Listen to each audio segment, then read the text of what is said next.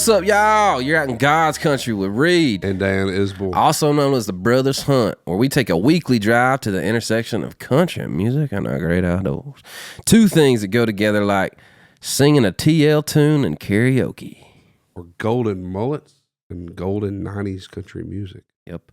Produced by MeatEater and iHeart Podcast. Iconic day for the boys and the GCP God's Country podcast, man. Ledge on the couch. Legendary TL. Songs are bulletproof. Tracy freaking Lawrence. And he's still cool, man. His little earring was glistening, looking cool. He's cool, man. Dude, he was cool. He's very cool. 30 years in the game, still cranking out music. He's got a new EP out called Out Here in It. Dude, got him to sing a little bit. Yeah, had to drop the key a little bit, but he still murdered it. Yeah, it's the first time I've ever met. The 90s decade of country music was so influential in mine and Dan's life. It's the first time I've ever been able to sit down with an artist from that time period and really pick his brain, man. He's a legend, dude. Yeah, dude, super cool. Still got it. He's a legend. Doing a lot with his charity for Nashville. Man, what a great day for the podcast and just fun, a lot of fun. Hey, be sure and smash that follow and like button. Smash the follow like button. We're on Instagram. We're on Facebook. We're on TikTok. We're on YouTube. What else are we on? Other things. Everything that y'all are on, we're probably on there. Mm-hmm. So smash the follow button, smash the subscribe button. Be sure to ring that bell notification. I don't even know what that means. Hit the like button. And don't send us your lyrics. And don't send us lyrics or songs. We love y'all. Thanks for hanging out in God's country.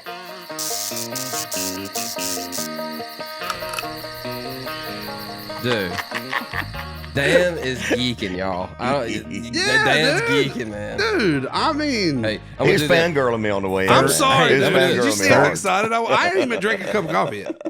I know. I'm surprised we met everybody before you saw TL. I thought you just run straight. Well, I kind of knew he's in here. I was trying to. So is he not coming this way every day? Right. No. Well, I was cool guy. He was trying cool guy. I was cool guy. I couldn't just immediately walk in and go, Tracy, I'm so glad you're here. I was a cool guy a little bit, like trying to Mississippi Cold I'm Show. gonna try to do it now. 13 million albums sold, 18 number one singles, including Time Marches On, Alibis, Paint Me a Birmingham, Texas Tornado, to name a few. Decorated CMA winner, Grammy nominated. We got damn Tracy Lawrence on the couch today, dude. Give him a round of applause. Let's go. Thank you. Clap, new guy. That's about the best intro I've had in years. Dude, I got awesome. Dude. Somebody, and I've already said this, but somebody asked me yesterday. They were like, "Man, how's the podcast going? Am I right?" And I was like, "It's great." And they were like, "Who's your favorite guest you've had on?" I was like, "Ask me tomorrow," because it's gonna be Tracy Lawrence. Yeah, I already know. After tomorrow, I already know. And we've had great guests. We've had best friends on here. We've had superstars. Great guests, dude. You're the man. Well, I'm honored to be here. For sure. You're the man. I'll tell you this. I've paid homage in little ways across the course of my career. I don't know if you know, me and Reid are like lunch bell songwriters. It's all we've done for the past probably 15 years, close to 15 years. And so one of them, I'm just gonna kind of show some respect right here. Put some respect on his name. Is in One Too Many, a song that I wrote with Luke Combs. Me and him and Drew Parker were sitting there, and how does it go? Now I'm thinking of all your songs, and I can't think of my own song. But anyway, 5, 4, 3, 2, 1. Yeah. You trying to how it starts? No, how's the second verse where I put TL in there? Oh, dog! I don't know. That's your song. To a TL too. I put TL in there. That's right. And listen, nobody, and Luke immediately, he knew. I heard it the first time that I heard it on the radio. No way. I did. I heard it. I was like, that's pretty. I was like, dude. Karaoke to a TL too. We used that as walk-in music. We put it in our walk-in playlist. Dang, come on. Cool. Come on. See, that's what I'm saying, dude. Awesome. Got to pay homage. I was like, I said, I'm not sure if anybody understand what I'm saying. And Luke was like, I don't give a shit. That's what we're doing. We're putting TL right there. I was like, yes, we are. That's my dog. TL. So I was listening today. I was brushing up. Right, we always brush up. You got a new artist. Got a brand new artist on, and you kind of want to sniff up on their music to make sure that you're, And all I did was just I listened to the new stuff, which I kind of already know just from following you, and I was just rolling back through what I consider like cornerstone songs in my basically structure as a songwriter. So what's your number one? Man, I was trying to decide if it was Sticks and Stones or Good Die Young because that was so early. So as a songwriter, what are the things that make you like those? Honestly, Going podcast host on your honestly, now, I can dog. put this is kind of reverse psychology here, but I can listen to those songs without being a songwriter. And the reason is because when I was knowing those songs, I wasn't necessarily a songwriter, right? I was 10, 11 years old. So there were true elements of what you did. You just got a feeling from Dude, them. So it wasn't you weren't picking them apart. I didn't even have listening to the production or thinking the kick drum's too loud. Matter of fact, unbiased opinion. Matter of fact, there were some the words in there that I didn't even know. I didn't even know the See, words. that's one of the things that I love about people that are passionate about lyrics. I remember listening to songs when I was, 6, 7 years old, because my earliest memories of country music were Glenn Campbell and Charlie Pride, the Glenn Campbell variety show that was on. I was singing Charlie Pride songs and Kenny Rogers stuff. And I remember there was a song called She Believes in Me by Kenny Rogers. And I would cry when I hear that song because the emotion of it, even as a child, you didn't understand what love and a relationship with a partner, any of that stuff was. It's so you're just, but you feel the emotion of that song. And it moved me. Bro, and so those are my early memories of what songwriting did to me in music. It moved me. Well, you were mine because I listened to Good Die Young this morning on the way in, and I'm like, now as a songwriter who's been in it for 15 years, I can look at that and go, oh, I get why I relate with that, because the first verse of that song is about you playing in a mud hole as a kid. And I was literally doing it at the time I hear this, at the time the song came out. And you never know what kind of things like that are going to strike a chord with kids. Texas Tornado I wasn't blown away by that song when the demo was pitched to me. Yeah. And it was kind of a thing that I worked out with a label. They let me produce Renegades, Rebels, and Rogues. They gave me a bone. I agreed to cut the song. But that song hit the kids. I mean, it was a jam. It struck a chord with kids. Because and I didn't think about it until after the fact, but you think about it, Mama, you look like tornadoes hit your room, clean your room. I mean, all those little things. So I mean, but you never know what kind of chord the song like that's going to strike with somebody. Well, I'm telling you, man, all of them. I mean, there are so many mega hits, and like I was even like, no, I'm an old school TL fan. Like, don't give me no Pay Me a Birmingham. But then Pay Me a Birmingham came on. And when the key change came, I was literally in traffic and I went, Pay Me a Birmingham. I raised my It's like a rock anthem, man. We added this great guitar, electric guitar solo right before the mod. So it just powers right into that modulation. And we've got on our screens and stuff at the back, it shows everybody holding up their phone lights and everything to see them freaking arenas light up. Because that's my closing number. I mean, I close with a freaking ballad at the end of the night, and it just freaking brings the roof off the place, man. It's awesome to see. I still get excited. Oh, you should, it's man. Awesome. I feel like as a songwriter and as an artist, you think about these these monumental songs that you're going to sing for the rest of your life, and Time Marches On. Just the lick is forever in country music. People will know what that song is. Yeah, but you have from the get-go. Multiple of those. No doubt. Like, okay, all right, chill out a little bit. Hey, bro, we don't have to chill out. What? There's no rules to this. I know, but we're literally 3 minutes in, and we're already. That's a couple minutes behind. Okay, all right. We have a legend on the couch, dude. There's no reason to chill out, dude. For sure. What's up with you, man? What's up? You do anything deer hunting? What are you doing? Anything deer hunting? I wish I was deer hunting. I mean, putting any cameras? It's a little bit early for deer season. Cameras. They're starting. I have been I've been itching to get in the woods and get cameras up because they're starting to bud and you're starting to see what they can be. I saw a little buck run across the road from me going to the house yesterday afternoon that was in full velvet. Yep. They're velveted up right now. Jeez, man, the ones in my backyard are still knobby, and I planted clover like 2 years ago. Nothing for 2 years. I've had nothing. We get all this rain this year, bro. All of that clover has budded, and it is knee high. Yeah, that's awesome. They're killing it. I used to hunt around my property. I've got quite a bit of land about 30 minutes outside of Nashville to the east of town. But I've got the whole area, like I'd say probably at least 30, 40 miles around. There's a genetic deformity that we have. So, I've seen them where you'd have like 2 or 3 up on one side. I've seen them coming out from behind the ear like a Garth Brooks might. So it's totally imbalanced. And when just crazy stuff. And so when I bought that property out there in the early 90s, and I went for years that I would put food plots and mineral blocks and stuff out. You just can't get any mass on them. They're about the base of is about that big. They're just they genetically ain't there, and you can't cull them enough. So we got a lot of pretty deer in the front yard. I'll leave it at that. Yeah, man. Kids love a lot of pet deer out there. Dude, it changes. It changes, man. When you're owning the ground and you're I got a little 4-year-old little girl, and she loves seeing them in the afternoons. And I'm like, they love seeing them. I've killed one deer in my place. I've had 6 years. We'll you can love all of those except that guy back there. There's always, there's a genetic formula, but they're late at night. I've seen there's a big one that'll come through every night. Hanging out back there. But they're so nocturnal, man. Yeah. Yeah, they're all out there. Now, I tell you what I did have out there several years ago, and he's probably died now. It's in the state of Tennessee, you can't shoot an albino deer. Right. I've had an albino deer out there for a long time. I've seen him about 4 times. Really? But it's probably been 5 years since I've seen him. He'd been spotted by multiple people. Just a big like a big normal 8-point, but just as wide as he could be. Hey, just man, I think I've seen a picture of that deer. Yeah. Just a He's regular kind of a old famous deer. There was a couple of famous you can't kill him. I mean, he just roamed around forever, but just to catch a sight of him was pretty cool. Pretty cool, man. Yeah, I think the one you're thinking of was the one down south. Yeah, it was one in Brentwood. Randy There's Montana. a few of them around, man, but that's pretty cool. He lived close. That deer lived close to Frank Liddell down there in Randy. Because you can't shoot them, like he's saying. So they just everybody saw him. They weren't scared of it. That deer was a giant. Man. Yeah. Oh. What's that? Oh, I keep falling down in the sun. I know, dude. Put me on a phone book. You get comfy, dude. Put me on a phone book or something like a 12-year-old. These couches sit low. This dog. chair, it eats. I'll make it so you can slouch it. It eats me, dude. Pulls me down. There we go. That should be good. Awesome.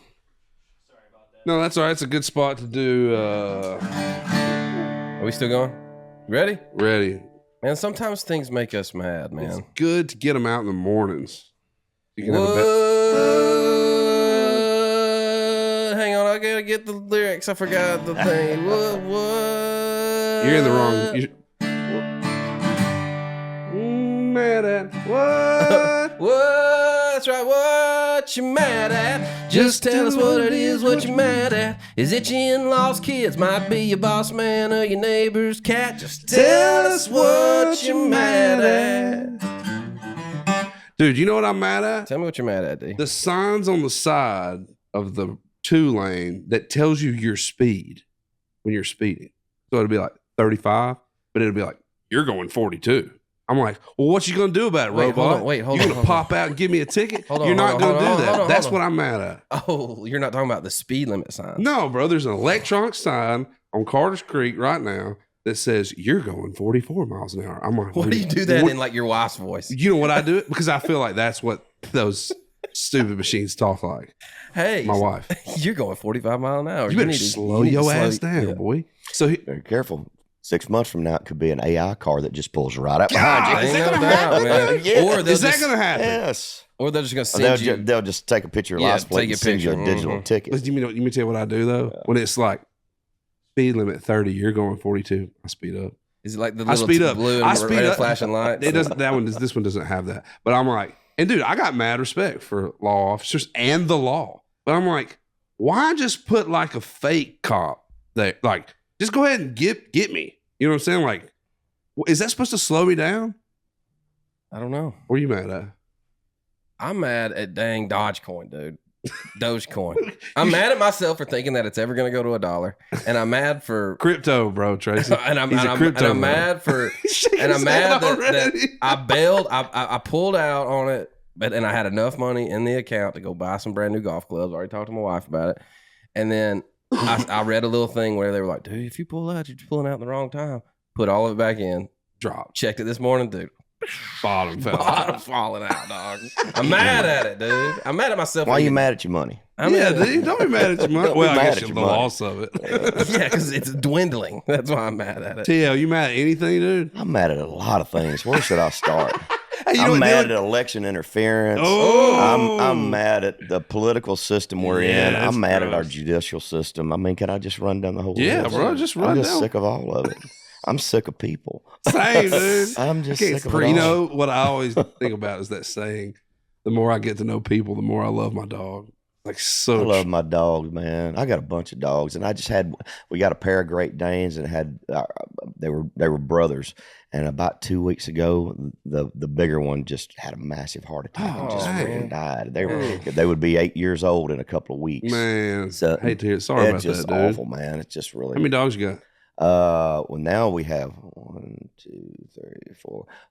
We have 4. My daughter has a golden doodle that goes back and forth with her to college, and we have 4 cats, Nice. all in the house. Dude, That's cats awesome. drive me. I think I'm out on cats. I love my cats. What are you talking about? You This is got 2 cats. I know, but I'm saying this is my last run. Like when they kick out, I think I'm out. You see the commercial where the guy's sitting up on the balcony throwing the little treats and the They're cat's flipping. jumping up? Get some of those. Get the ones with catnip in them and give them to them at night. They're absolutely amazing. The skits all over the place. Oh, nice. dude. Irritates Yeah, my I wife. will. I like to put a whole bunch of them out on the bathroom floor, and then they get all jacked up, and then they skits out all night. Do they live inside all the time? Yes, they You never love- let them out. No, they never. They've been. Well, people hate this. My wife declawed them. So, Oh, I got you. Got to keep them in. yeah. So, Yeah, we kick ours out. We don't kick them out. They want to go out, honestly. So we let them just go. My dog, man, I take real crazy care of my dog and my cats. I'm like, yeah, put good the luck. food out. Love on them every now and I then. do. I do. I love my dogs, man. They'll be all right. Yeah, those they're great. cats will be all They're right. awesome. I love cats. I got 2 dogs. I've got a red bone coonhound. Her name's Maybell. Nice. She's 6, and then we got Merle, who's a chocolate lab. He's 4, and dude's wilding out, man. I'm taking him to the beach next week. I don't know if that's a good idea. Oh, or that's not. awesome. I don't know You if know how it's- you have like favorites and kids? Like, which kid's your favorite? I mean, I've got 2 kids, and I don't have a favorite. Yeah, sure you don't. Well, it's kind of the same way with dogs for me and like our family. Merle's at the bottom right now. I love him. I love him. Just because he barks. I think it's the shriek of the bark that He's- penetrates my We've got one of brain. those. He's still young. Mini Australian Shepherd, and she's got that pitchy yep, Yippee. yep, yep, yep. Yeah, man. My favorites are my Pekingese and my Shih Tzu. They were rescues. They came from a puppy mill, Oh, wow. and the kids picked them out. They went and donated their time and bathed, and they like 200 animals out of this thing wow. through New Leash on Life up in Lebanon. So we got this little Pekingese and Shih Tzu, and they had been living in chicken wire cages stacked on top of each other. Their feet had never been on grass. And it broke my heart when I got them. They were awful, and I just fell in love with them. They're my babies. They follow me everywhere I go. That's they travel awesome. on the bus with me. They're my Oh, babies. that's man. great, Yeah. man. And That's me awesome. with the little yap yaps. Yeah, I know. Well, I've always been a big dog guy, but Yeah. I fell in love with them, man. It broke my heart. my wife called me and was like, "Hey, there's this dog where I want to rescue." I was like, "Babe, we barely have enough money to feed our." This is 9 years ago. I was like, I don't know. I don't think it's a great time, you know. And I was like, and she was like, "Oh, the mama was apparently like picking them up and killing some of them by picking up their pit bulls." But she knew the economy was really in bad shape. Yeah, No doubt. And doubt. so She didn't know she could feed them. she's like, yeah, she probably could. My gosh. So she I'm dry. she sends, I she got nothing sends me, left. she sends me a picture and it's this little blue brindle pit bull, and I was like, "All right, bring it home for a night." Dude, she ain't missed a night in our bed in 9 years, dude. Dude, that dog's little still joker when he alive. was little was going turkey hunting with us, and we literally took that pit bull everywhere. I had to. There was nothing. I mean, we couldn't afford to take it anywhere else. It just had to ride. It just had to eat dollar cheeseburgers in the back seat like the rest of us. You know what I mean? I like dollar cheeseburgers. Me too, Same, man. dude. Sometimes But they you ain't a just dollar They need ain't a no dollar. more. You can't find No, a they're dollar cheeseburger $8 no now. more. So It's just like $3 $8 cheeseburger. $3.49 now on the dollar Ridiculous. menu. All Tia, right. where are you originally from? Where'd you grow I up? was born in Atlanta, Texas, and my mom remarried when I was 4, and I moved to Southwest Arkansas. Grew up in a little town called Foreman that was right in the very southernmost corner of the state of Arkansas. Bordered Oklahoma to the west, and Red River was the border between us and Texas. It was right there, close to Interstate 30. Gotcha. Yep, about 3.5 hours out of Dallas. Gotcha. He came in strutting his Yeah, I had a- Arkansas. You know, I don't know if y'all do this, but I have to match my cap and my ensemble when I left. 'Cause Oh, my daughter the gets on shoes to me. even matched. Yeah, dude. so I had a Kid couple looks of good other today. options on, you know. Yeah. I see you got your shrimp boots on. Yeah. Yeah, man. In case it rains. These are my rain boots. Yeah. I think we may be sponsored by these. I think. So you and little Justin shout Moore, out. y'all connect on some Arkansas stuff? We do, and we've toured together a little bit. I like Justin. I don't get to see him very much anymore. He's a good guy. Yeah, Yeah, he he's is. a little bit more obsessed than I am. Is he? My tour manager and I grew up together. He was Tommy McDonald.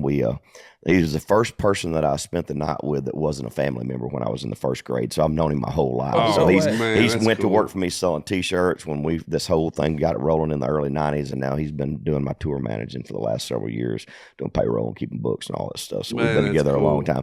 He can go back and tell you who won the national championship. Not only if when it comes to SEC stuff, I mean, he is very, very, he's one of those savant guys that knows plays from games from 20 years ago. Right. And I mean, he's that guy. Like that. It's like, I don't have the brain capacity to retain all that. Neither do I. Yeah, nor do I care about it that much. Agreed. You know? He's still in your camp working with you? Yeah.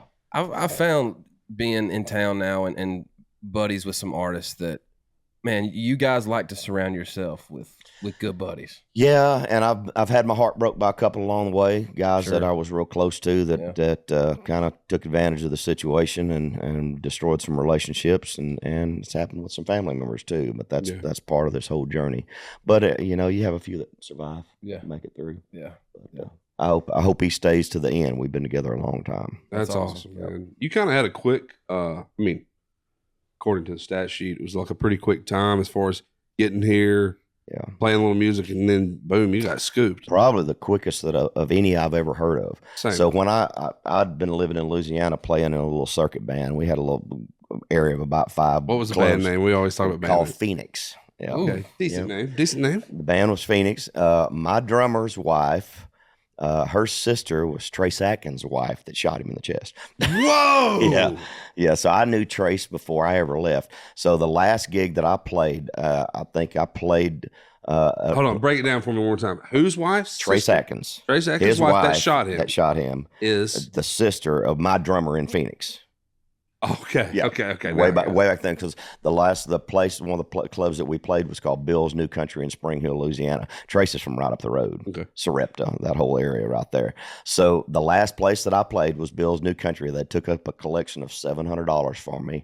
I'd canceled all the rest of the dates. That was the last weekend of August. I came home and saw my family, and I remember because it was rodeo weekend, so I came home for rodeo weekend. I packed everything up in my car, and I came to Nashville. I'd never been to Nashville before, so I got to Nashville the first part of September in 1990. So September, October, November, December, January, February, March, April, May. So it was like, what is it? 91. So I signed my record deal in May, the day I walked into the studio to cut Sticks and Stones. Wow. And so that's the time frame. So I got in town in September. And I went to any place that would let me get on stage and sing. Just any juke joint bar. They had a bunch of contests around, so I kind of lived off those for a little bit. I wound up over at a supper club called Live at Libby's in Daysville, Kentucky. And they broadcast on WBVR out of Kentucky back in Nashville every Saturday night. It was kind of an Opry show. They had their George Jones impersonator and their Johnny Cash impersonator and all that stuff. And they had a house band, so I'd go up and do my couple of songs.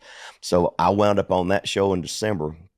Like the second or third weekend that I was on that show, some executives from Atlantic came up to see somebody else that was on the show and liked me better. Yeah. I did a showcase in January at the Bluebird Cafe for Rick Blackburn at Atlantic, and I walked in the studio and man cut Sticks and Stones. Had 3 #1 records in the top 5. Come on, that song, man. That was 91, 90. 91? 91. Isn't that crazy? Crazy, man. I never knocked on a door. I never went to a label. I never did any of that stuff. Well, dude, once they heard you, man. I mean, you have one of the most iconic voices in the genre, bro. I was real focused then, too. I was very focused. I mean, of course, I wasn't doing anything because I couldn't afford to buy a beer at half the time. You know, I was just struggling to survive, Crystal Burgers. I almost thought about, like, getting on Amazon and finding like a gold mullet and wearing it in here. Because, dude, you had the crispiest mullet behind that cowboy hat. Neil McCoy called it a kermullet. That's what he called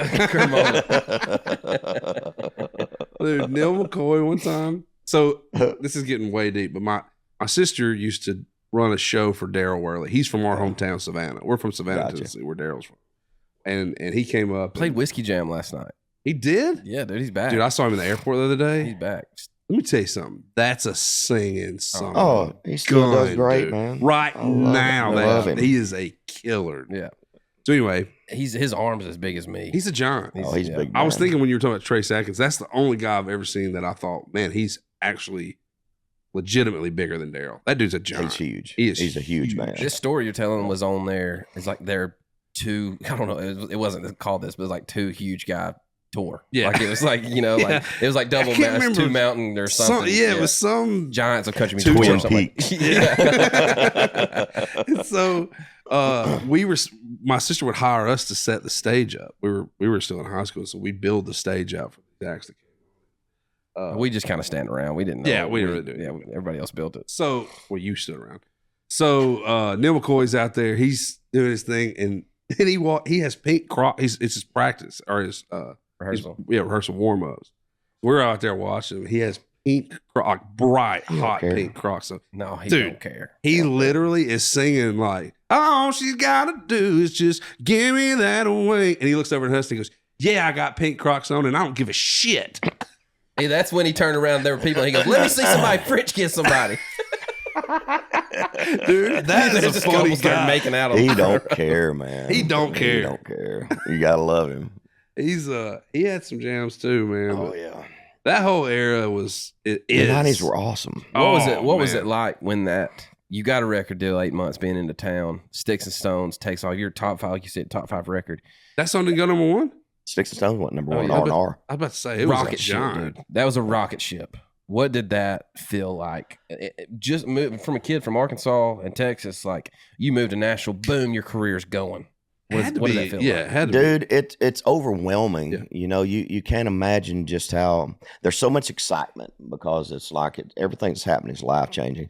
But you go from riding in a beat up old car that, you know, I didn't have insurance or legal tags or anything. Yeah, on, good you old know, boy. you're just trying to Been there. survive. Yeah. Yep. To all of a sudden, you got $100 bills in your pocket, and people are giving you brand new pickup trucks for endorsements, and they're putting clothes on you and boots on you. And you know, when you don't have anything, nobody give you anything. And then Right. when you all of a sudden you're making money, they want to give you everything. Yeah, It's just, no doubt. and then all of a sudden it's just overwhelming. It's like you get this. You kind of get stuck in this orbit. You get all these people around you that are protecting you, so you just kind of become invincible. You know, you can kind of just things start happening, and everybody looks at you as the golden goose. So they all got to protect you. So you just feel like you can get away with anything. You would be It's- the golden mullet because that thing was Kerr mullet. golden. Kerr mullet. Kerr mullet. Okay. It takes a while to mentally adjust to it. There's nothing about it that's normal. No. I mean, riding around on a tube and you know, back then when the bus pulled up into the hotel parking lot, girls would start circling. It was like a spaceship that Sure. freaking landed. It was that insane. Yeah. It's just it was a crazy time, man. Everybody thinks from the outside looking in that like, oh, he's got it made. You live in your dreams. You like, and I'm sure there was great times, but there was also a lot of struggle with that too. You go, it's all exciting at first, and then all of a sudden the walls start closing in, and then you know I mean, there was times that I would have killed just to freaking be able to take a 6-pack and go drive around on a gravel road. Yeah. You know, Of because Diet Coke. Right. yeah, Diet Coke. Yeah, Yeah, yeah. Well, back then. Right. Yeah. Sure. So No, that's all right. but I like you doing just- that too with Diet You Coke. just get overwhelmed by everything. I mean, you can't go to the grocery store anymore. You know, you're limited to what you can do. I literally bought a lot of property so I could get my little Jeep side by side and go ride around on my trails, and my buddies would come over and we'd ride around the pasture all night through the trails that I'd cut through and everything. Yeah. That was my release that kept me from getting in trouble and Wow. getting out on the highway and stuff. I mean, you have to find ways to kind of compensate for it. So Yeah. I see, you know, Morgan going through stupid things that are happening, and Yeah. and you kind of my career never got to the place that was as massive as what his is, but you still have to deal with all the same craziness. Man, the pressure it's got to be. I mean, honestly, kind of exhausting. I mean, just in the sense. I mean, like I said, we're best buddies with Luke, and seeing that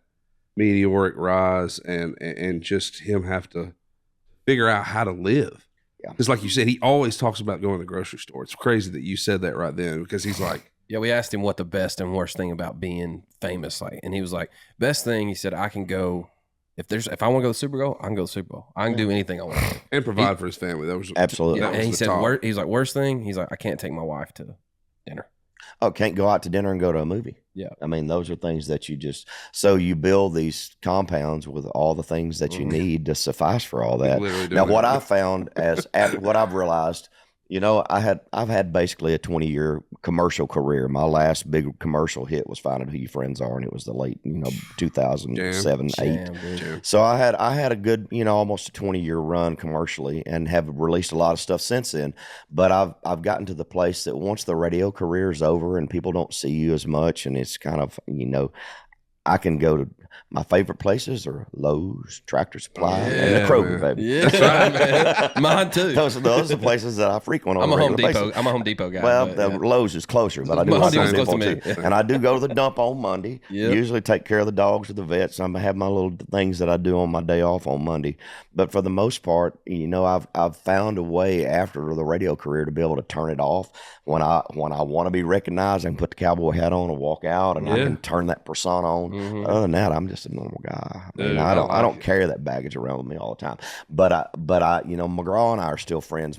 McGraw's still in a situation where he's in it. Yeah. Yeah, he's still in it. Yeah. He's still in it, That's and a I'm long- glad that's that a I've been long able road. to find that balance in life. Yeah. It's let me raise my kids. It's let me have a normal family life. And my wife, we went to the movies the other night. What'd you It's say? almost like you get to fall in love again with normality a little Absolutely. bit after you've had the spotlight on you for 20 years. And I appreciate all the things that came with that fame and success, but I like where I'm at a whole lot better. Yeah. I'm in a much better mental space, and I'm not stressed out, and I'm not chasing anything, and I don't feel like I have anything left to prove.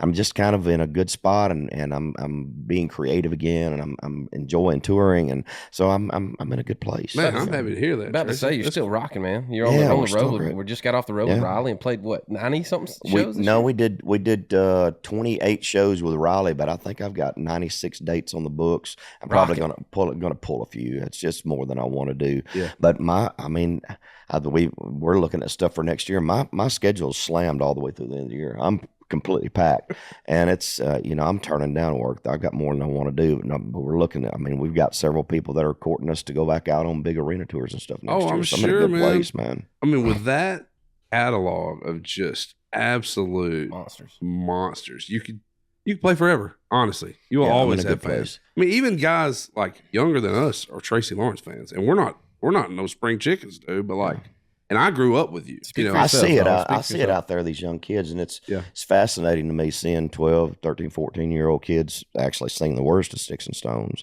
because they're there and they're coming back around. And you go through that generation where it's the kids of the mothers and the Yeah, man. dads that came and see me during my heyday. But now this is another generation behind that. Yeah, it is. Sure. But I'm still engaged in what's going on. The podcast has been very important and all that stuff, reconnecting with younger artists and crossing those bridges and reaching across the aisle and making new fans. My radio show's been a big part of that thing. I just, the internet has had so much to do with reaching that younger generation.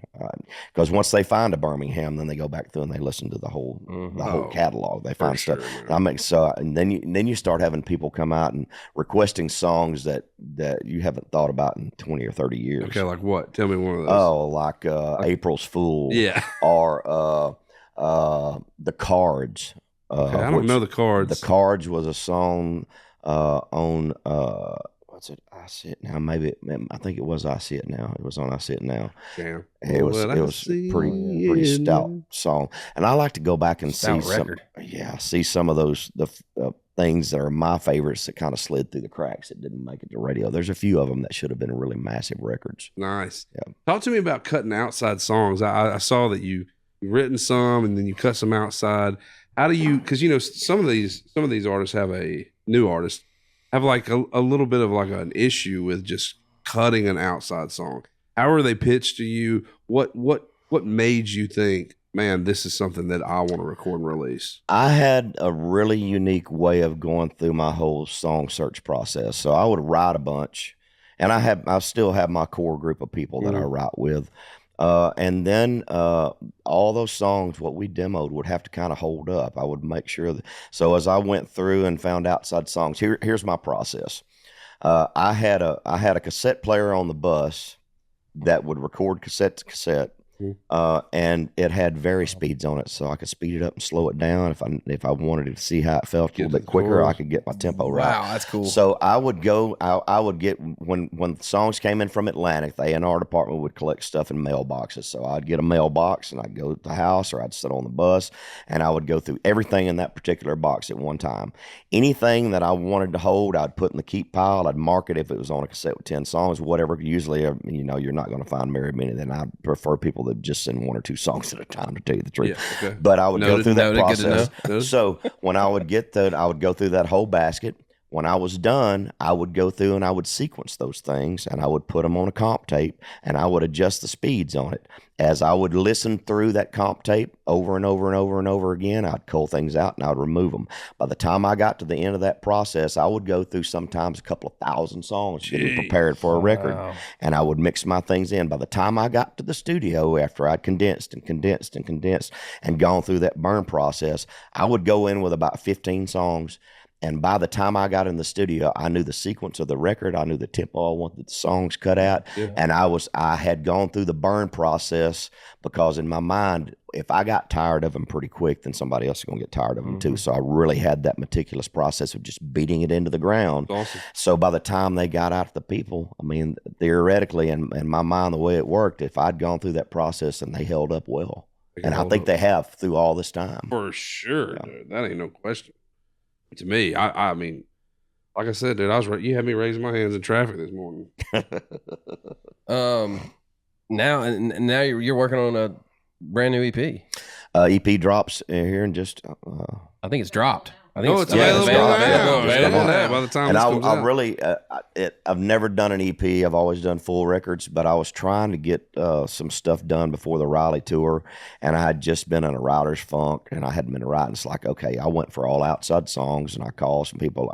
Called my buddy Ernest, Trey Lewis. I mean, just people that I knew, and found some songs, and I kind of went through a similar process, just in a much more condensed version. Yeah. But I was really after.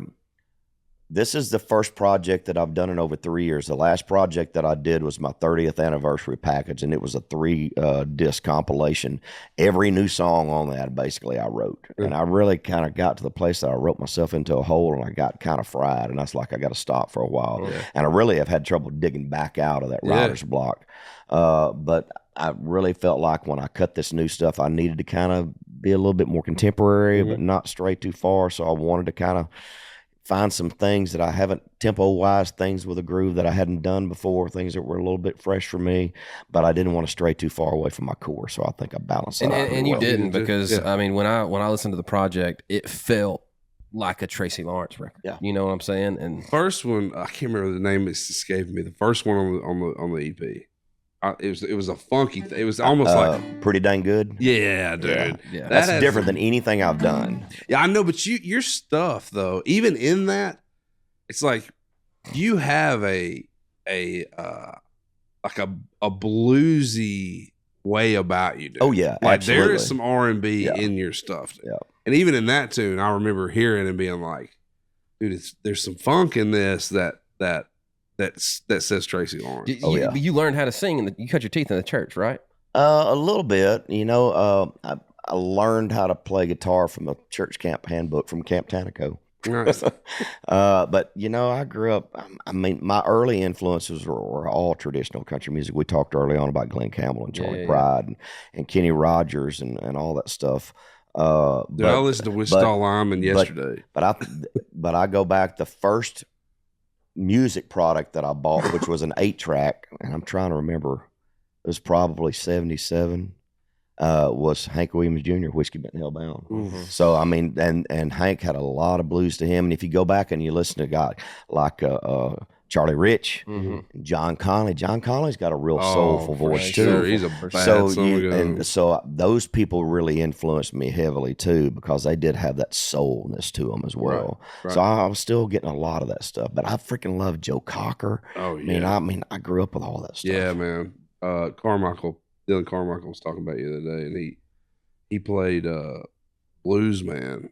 He played and sang Blues Man, and you can hear that influence on a lot of Junior's stuff, man. He's a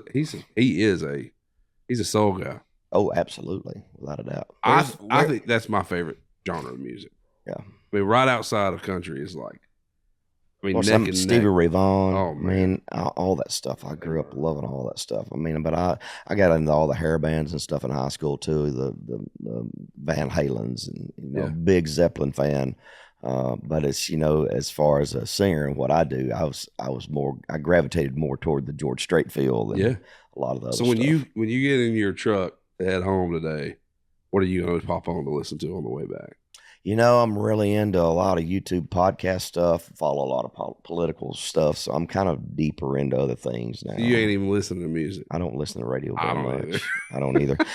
And when I start writing, I prefer that because I don't get pulled into getting on top of something else. Sure. I mean, I don't really listen to a lot of outside music much anymore. Understand. Talk to us about the drive to continue to make music, because I have conversations with guys that, man, once they're done, they want to be done, and you've had a 20-year commercial career, and now we're 2024, man, but you're still pumping out Tracy Lawrence tunes. Like, where is that coming from? What's the love? Where is that based out of? I think it's just a love of the creativity, and that's same with the podcast and the other things that I do. I just think there's something inside you that has to come out, and I like it when I get into songwriting mode because it's better than a $200 an hour therapist. Come on, man. Because you get in a room with a couple of guys that you trust, and you throwing out ideas, and you're talking about life, and you're just putting your cards out on the table. Man, there's something about that purging of whatever's going on in your life, even if you don't write about it that day. There's something about that collaboration with co-writes that I find very special to me. Feel better when you walk out the room. I do, man. I feel like I purged all of it, and I've written some very deep songs. I mean, me and Carson and Martin Nessler have written some things there's a song I wrote about my daughter called Struggle. Mm-hmm. It's just things that just freaking move you. And I've learned as a songwriter too. I used to think when I came to town that if you have an idea from a personal experience that you have to write it, it's got to be exactly the way that memory or that relationship or whatever that was. But I've learned over the years that the song deserves better than just what that situation was. You want to make it as colorful and as vivid with imagery and all of that stuff as you possibly can. And sometimes the story in your mind is not as vivid as you thought it was when you start diving down into it. And as a songwriter, you got to massage your way past that. That's right. So a lot of songs that come from a personal experience are not always 100% accurate. Yeah, man. To the detail. Absolutely. And if they are, sometimes it's not as commercial. and that's another reason that you got to separate it too as a songwriter. How many times you get your feelings hurt because somebody shouted down a song that you really wrote from a personal place? Mm-hmm. This is so special. They've got to hear all it. The time. And then you just get your heart cut out of you. You got to separate yourself from that. For sure, man. You do. You got to. And you honestly, I feel like you only learn that over time. Absolutely. And doing it. Because I'm with you. There was a time where I felt like if it wasn't what was going on in my life to a T, then I didn't know how to do it. Yeah. But through co-writing and through, like you're talking about, trusting your co-writers in the room, I think that was an important thing that you said.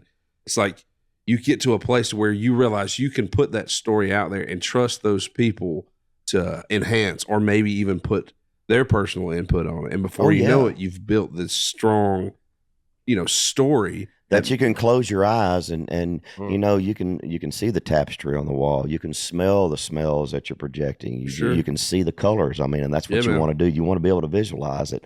And taste them biscuits, baby. You got to taste them biscuits. That's pretty special to be able to have that skill set to create that thing. I think it's an amazing thing. So back to the original question, why do you continue to create music? Because of that right there. Yeah, man. That's what it's about. Yeah, that's beautiful. Yeah. It really is. I agree. I read a quote that says the only proof I need that God exists is music, because it's pulled out of nowhere, and I mean, you just create this thing from nothing. It has to be given from God, right? Absolutely. And it's been in me since I was just a little kid, man. I've known it's always been there. Same. Yeah. Same with us. Yeah, same. I mean, Reid was singing specials in our church and making old ladies pass out when he was like 6. Dang right. And sing it again. Sing it again. Another one fall on the floor, dude. Hey, tell him your TL story. Oh, dude, I completely forgot. So, I mean, I've said before, you've been an influence of mine since the jump. But my best buddy, Jamie Davis, who now plays guitar for Luke, and we had a band for 10 years. that toured all of the Southeast. And Soul Gravy. Soul Gravy. We did So great. we were a Yeah, funk I thought you'd country. like that. We were a funk country band, man, and covered some of your stuff. And anyway, so we were playing this place one time. It was this. I probably shouldn't say the place. Okay, we were playing Studio 55 in Grenada, Mississippi, one night, and it was a relatively rough joint at times. Not all the time. This particular night, it might have been, and after playing shows, occasionally you get a guy that says, "Hey, man, come out to the parking lot with me, man." Yep. Oh, God, he's gonna rob us, you know.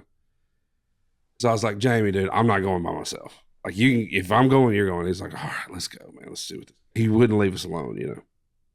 So he's like music. Oh, God, he's gonna rob us. He's gonna kill us, throw us in the back of this truck, and take us into the swamp, you know. And he said, "I got 2 things for you." We were like, "All right." First one is this, and he held out his hand, and I was like, "Oh gosh!" I put my hand out, and he dropped like 8 pills in my hand. Right, I didn't know what any of them were. It was just a bunch of random. Well, you can't tell until you take one. Let's see what this one does. Cut that out. Sorry, So Greg. I'm like, "Oh man, thanks for these pills, man." Appreciate Like, that. yeah, we had like a 4-hour drive. Don't take this one before this one. You have to Right. take this one after this one. So Pair this with this. You have a hell of a Put time. these together, but not till after midnight. So not to disrespect the guy, I didn't throw him over my shoulder. I just like put him in my pocket, you know. And he goes like, "The next thing is this," and he reached back in his truck, and I was like, "Oh, this is where he robbed us," you know. And so he turns around, and he has a burnt CD in a plastic vinyl case, and on the top it said, you know, when people used to burn CDs and they'd write on with a Sharpie. Oh yeah. Top it said Tracy, Tracy, and the bottom it said Lawrence, but it said it was spelled Lance with an R. He's like, take them pills, pop that CD in, you'll have a hell of a ride home. Tracy Lawrence. Tracy Lawrence, dude, just Lance with an R. Dude. What is the old guy on YouTube? What's his name? God, he dances to all these songs. He's danced to Time Marches On several Did he? times. What is his name? Joey Bro. Joey Bro. Okay. Have you seen Joey I haven't Bro? seen it. Joey Bro like Louisiana, Breaux. Okay. Check out Joey Bro, and he'll see his rendition of Time Marches On. It's kind of creepy. There's some weird shit on the internet. Oh, man. dude. So but the internet's check a great Joey place, Bro. but it is a but I can terrifying in my place. mind I visualize that guy looking like Joey Bro. I can tell you, you've seen this guy before. So Oh, yeah. we go home. We obviously don't take the pills. We did jam the CD, even though we already know all the songs. We get back. We were staying at my brother-in-law's house in Jackson because we had another show in Memphis the next night. So we drove up to Jackson, Tennessee. My brother-in-law is a doctor, and I woke up the next morning, I put my jeans on. I reached in my pocket, and I felt all those pills, you know. And I was like, "Hey, man," I said, "By the way, some damn redneck gave me a handful of pills." I said, "Tell me what these are." He was like, "That's 2 extra strength Tylenol. That's a Vicodin." He was like, "That's a muscle relaxer, and that's half of a what's the Viagra?" He said, "That's half of Viagra." I was like, "God, this guy did want us to have a good time." Party, dude. It's like, take your headache Party away. in your pocket. Wow. Well, that's definitely a skill set your friend has. I was like, "Okay, man." There's usually one of those guys on every bus. We just threw him away. If you have questions, what's this? They know what it is. They know what it is. Yeah. Well, he's a doctor, so I guess he has an excuse. Hey, man, I've seen some videos of you elk hunting. Oh, Yeah. dang, I didn't know this. You're on that. Were you on the Outdoor Channel? Were you on a TV show? Did the Outdoor Channel. Biggest animal I've ever harvested. Man, I got this massive elk. We were in Cascade, Wyoming. And it was really cool. We did like a 3-day hunt. And we'd go out in the mornings, we'd get up in the morning, we'd go with our guide, and we'd go sit at the base of the mountains, and we'd glass and kind of watch where the herd was.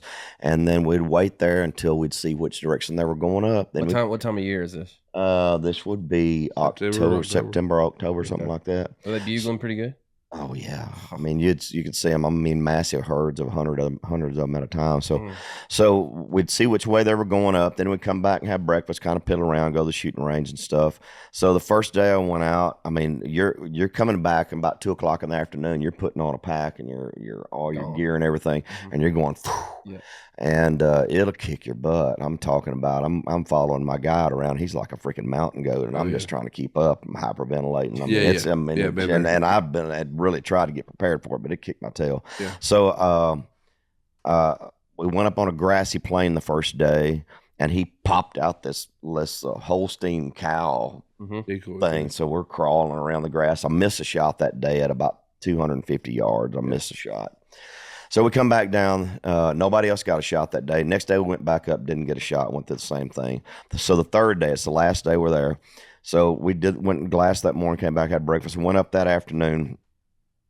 So we hiked for a good 2 hours, and we came up on this place. There was this huge ravine, and I'm telling you, there was like a rock shelf. We came up on this bluff, and we're in the remote part of nowhere, man. Yeah.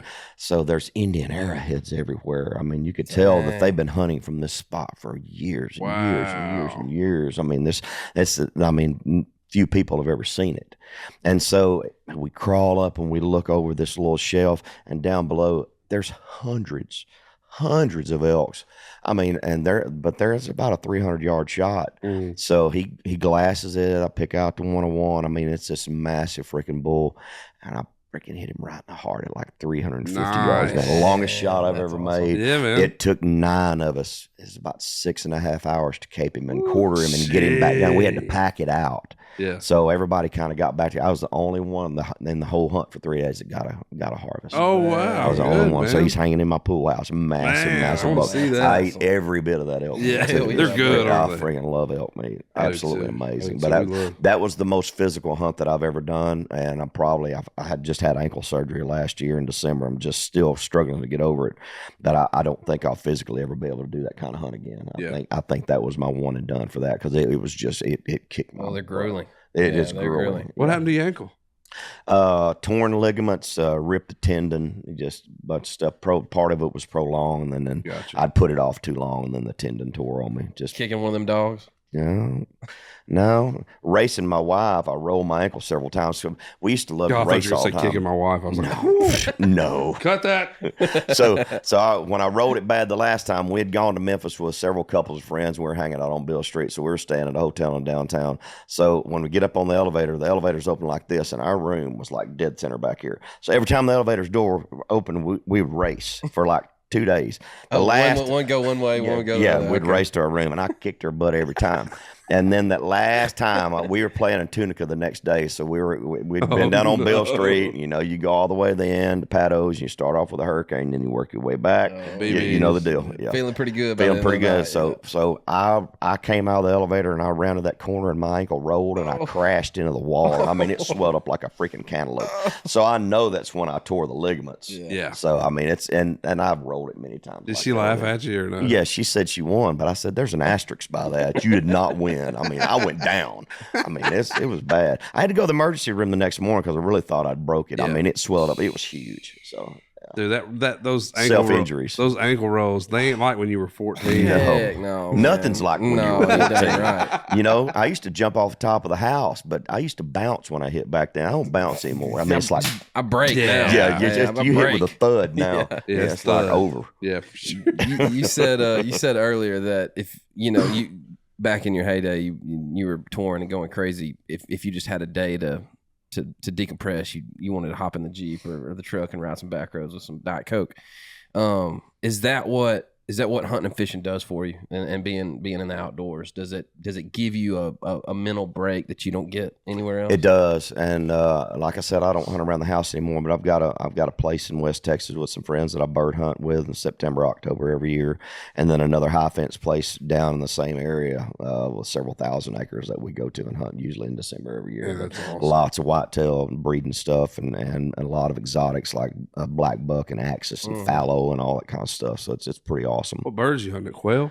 Quail and pheasant. I mean, quail and dove. Tons of dove. So the place we hunt down there's tons of sunflower fields. Oh, yeah. So those dove, when they come off the roost in the morning, when you're sitting in that dove field, it's like a wave. Man, It's that's just awesome. unbelievable how many thousands of freaking birds are coming in. I mean, it's unbelievable. You can't even fathom it, Man, man. that's awesome. It's crazy. Yeah, that's It's awesome. been a long time since I've been on a real good dove hunt. Those are I when you get want- on a good one, they're fun. I want to do that. Y'all heard about the Argentina Oh, stuff? yes. Oh, yeah. Where you have a guy just they have to swap guns out or you'll melt the gun barrel down. They load you, give you a gun, you Yeah, empty man. it, they load you, give you a gun, and you just shoot till you can't shoot no more. You dang right. They take our buddy from West Tennessee went, and they gave him when he left. It was a booklet of and it was pictures of him shooting, and you get the steak dinner in the All camp stuff, at lunch yeah. and stuff. They had his statistics, so they're sitting there counting how many shots you shot and if you hit the bird or not. For So real? he's got percentages on how many he shot 1,400 times and he hit 1,100 times. Yeah. So it gives you your percentages of. That's cool. Yeah, it's pretty cool. It's pretty man. awesome, But I mean, man. literally, you can shoot. I mean, you take breaks because Hell, your dude, shoulders. showed it, get yeah. your plane down here. Let's hop it real quick. We'll Go to all pitch in Argentina. on Go to gas. Argentina. Go shoot Argentina. Write a few songs. Come back tonight, dude. Wife's happy. Everybody's good, dude.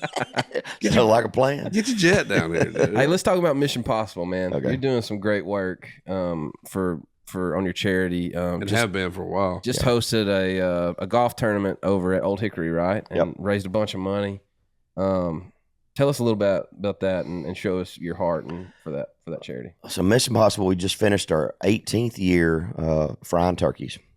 So we started 18 years ago with just the vision of wanting to get back. It was me and a handful of friends, and all we really wanted to do was drive awareness to the Nashville Rescue Mission. I had made some relationships there because of a family member that was struggling with some addiction and homelessness and all that stuff. So there was a whole thing that kind of led us into that.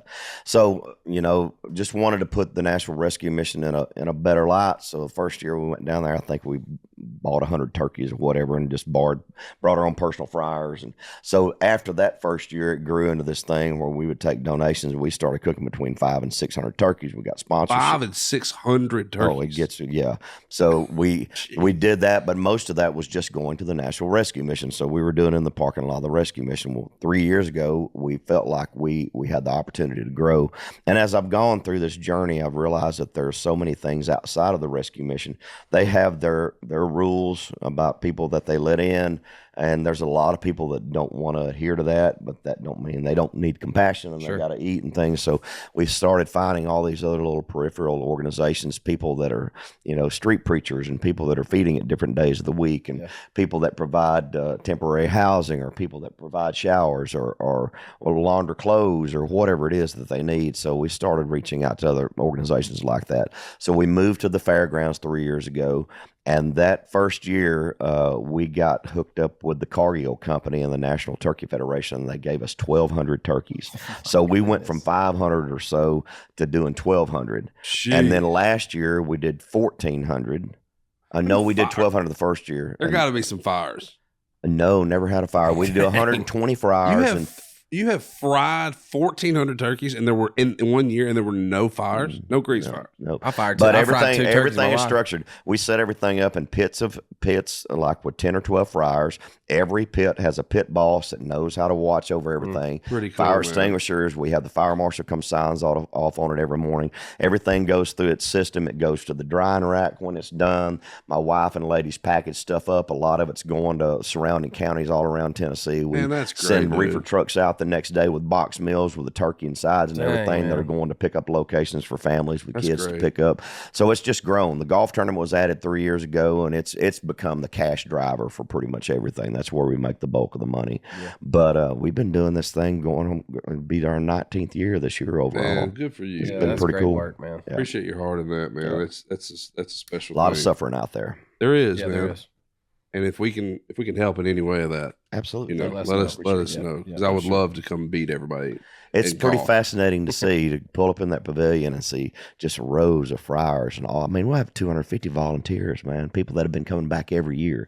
And so, it's pretty cool to see. I'm sure it makes them feel good, man, to see your heart and your passion for helping people out in those situations. That's probably a pretty addicting feeling to want to be a part of and help drive that thing. I know if I don't ask this, I'm going to regret not asking this. Can you just give me one or two of your favorite road stories that just live at the top of like of being in a band or whatever it is. Just give me some insight on something. Oh, Because so far the funniest thing you've said is the Garth Brooks mic. Oh dear, that is hysterical. Yeah, that was hysterical. And it's logged into my brain to repeat, but I'll always cite you, and I'll give you the credit for that. Oh, funny road stories, man. I remember a couple of iconic moments to me, and one of them was Alibis was peaking out of the charts. My first big tour, after that first year, when things kicked off in '91, I went through that first year and doing a lot of clubs and stuff around, and then I wound up out on the George Jones tour, the Red Man Crown Royal tour in '92 and '93. So I spent a lot of time with Jones out on the road. Greatest country voice of all time? Oh, well, Haggard's Me my too. guy. Me too. Haggard's my guy. Now I love George. I spent a lot more time with George than I did with Haggard. And I love George. George and I got real close. He was very cool to me, and I learned a lot from him. Yeah. But I remember we were in Greenville, South Carolina, playing at the arena there, and Alibis was peaking out. So this would have been '93. This was been after we'd had Sticks and Stones and Momentum. Alibis was the first single off of that album, and so it was peaking out. And I remember when I finished singing Alibis in that arena. That was back before cell phones. Everybody held their freaking cigarette lighters up in the air, and they wouldn't stop yelling. I remember standing on the front of the stage and freaking just boo-hooing. Wow. Just freaking crying, man. Just so overwhelmed by all of it. I mean, it was that powerful back then. That's awesome. Crazy stuff. I mean, I remember one night, I ain't gonna mention who all was with me, but we back before the Naked People were at the roundabout down here. There used to be there was just a fountain there. Right. And so we were all rolling around back when Music Row was still just a small town in the middle of a big city. Yeah. We put Dawn in that thing about 2:00 in the morning, and it foamed up everything. I mean, I feel there was dishwashing foam going all over Music Row. It was running up the streets. It Never was smelled freaking better, did it? Awesome. It was a beautiful thing. Probably the cleanest it's ever been. Yeah, no doubt, man. Back when you could do fun stuff like that. Oh, you Get can't away do with that it, anymore, man. Yeah, man. I didn't throw a chair You off throw the top one of a chair off building. of a Right? building, Yeah, you talk about can't- you forever. yeah. No respect. The world has changed. Nashville's changed Yeah, a it's all lot, changed. even in the span of 30 years. Yeah, everything's changed, man. The whole world's different now. It's a different time we live in. If you had any advice for a young up and coming artist or songwriter moving to Nashville wanting to chase the dream, what would the legendary TL tell him?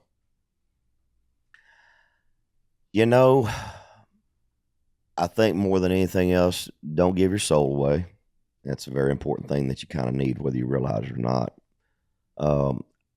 I think you have to learn to bend a little bit. When you first, I told you earlier that Texas Tornado was a bartering tool for me to get to other things where I could start producing my own things. Sure. Sometimes you got to bend, and sometimes even after you have success, you got to crawl again after you walk. You've got to realize that you need good people around you that have your best interests at heart, because a label does not. You need people that you can trust that are going to tell you the truth. Yeah, man. And just try to be a decent person as much as you can. It's a tough world to survive in without being a little bit cutthroat. But you have to kind of find balance, keep your soul intact. Ooh, I like that a lot. Great stuff. Great I stuff. like that a lot. Is it time? Yeah. That was very important, what you just said, but I'm sorry I have to sing this after. I'm sure that was important, what you were trying to say, yeah. But it's that part of the show for the one that got away.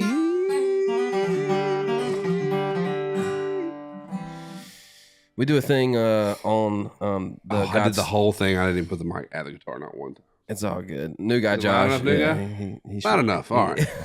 I'm supposed to do this. New guy, if this podcast is not, we're killing you. New guy, you are fired. We do a thing called The One That Got Away on God's Country Podcast, and it could be a deer, it could be a fish, it could be a song. You're married, so probably not a girl. Could be a hamburger, Dan likes to say. Does anything come to mind when you ask you Tracy Lawrence? So I'm trying to remember. It was probably about, I think it was 08 or 09.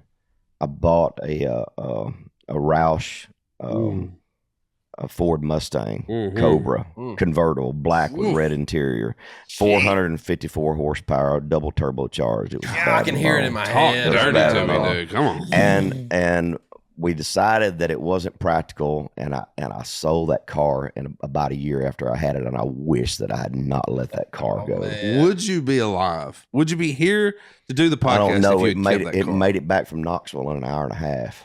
Gosh. I'm telling you, I came down that mountain with the ears laid back on it, and the faster you went, the harder it sucked down to the ground. I mean, that's fun, lucky I didn't go dude. to jail over that one. Yeah. That sucker would fly. I bet that was fun. Oh, yeah. Man, I bet that was fun. Well, I'm gonna have a sheriff wait on me on Carter's Creek anyways for talking smack about the. Oh, speed dude, you're pulled limit over. thing. Yeah, you're pulled Yeah, over. they're gunning for me. That's all right. I like them dudes. We also do Graverite country song, which is greatest / favorite. So I don't have to be country. I guess it could be anything you want it to be, but Just a cornerstone song in your life.